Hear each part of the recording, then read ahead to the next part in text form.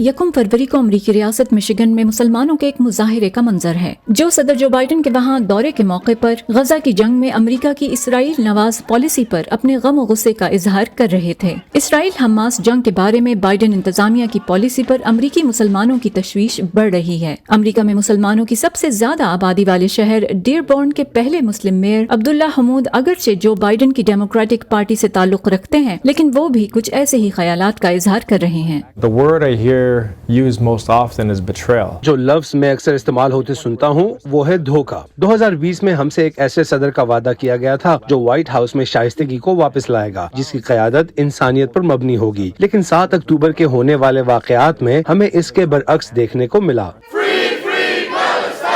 ऐसे ही ख्यालात का इजहार रियासत मिशिगन के कई मुसलमान रिहायशी भी करने लगे हैं।